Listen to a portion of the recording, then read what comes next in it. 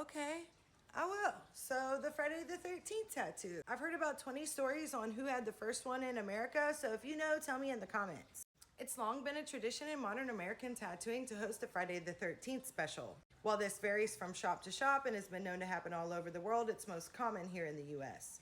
While it's a fun way to kick off the weekend, its history is actually complex, and getting a Friday the 13th tattoo is actually a defiant act.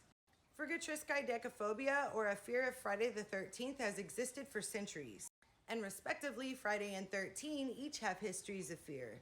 We have 12 months a year, 12 hours a night and day, 12 astrological signs, 12 apostles of Jesus, and 12 gods of Olympus.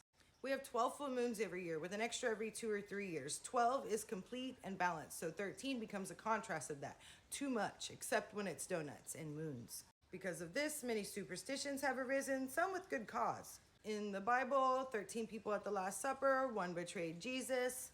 Norse mythology, 12 guests at the dinner table in Valhalla. Loki showed up uninvited, 13th guest. He tricked Hodor into killing Balder, then dipped. Either way the superstition is, it's unlucky to have 13 guests at a dinner table. In ancient Egypt, the Code of Hammurabi left out a 13th rule of law. Many hotels and tall buildings skip having a 13th floor, either by numbering directly from 12 to 14, which I think is dishonest, or by creating a small, inaccessible 13th floor, which is just the right thing to do. Movies, albums, haunted houses. The composer Schoenberg feared the number 13, so he left out the 13th measure. Fearing he would die on a year at an age that was a multiple of 13, he did at 76. On Friday the 13th.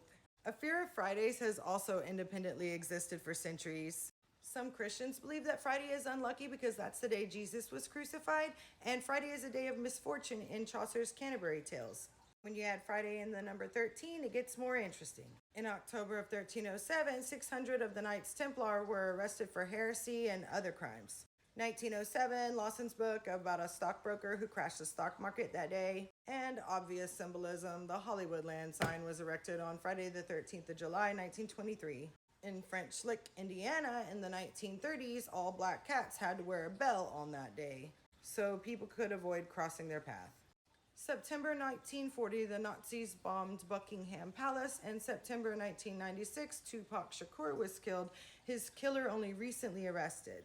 The 1980 movie franchise, Friday the 13th, became a cultural phenomenon, inspiring a legacy and instilling fear. But 13 isn't an unlucky number everywhere. In Italy, it's actually a lucky number.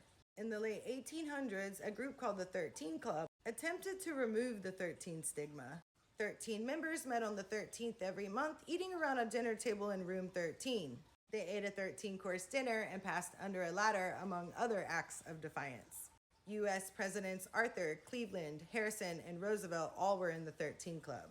So with a fear of Friday the 13th and often religious-based superstition comes defiance with a Friday the 13th tattoo.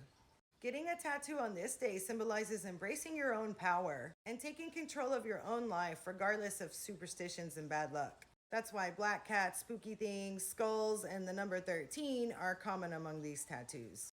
They bond tattooed people together in the spirit of self-determination and living in the moment. So if you get no other tattoo, get the Friday the 13th tattoo and laugh in the face of superstition and bad luck. You are the creator of your own destiny.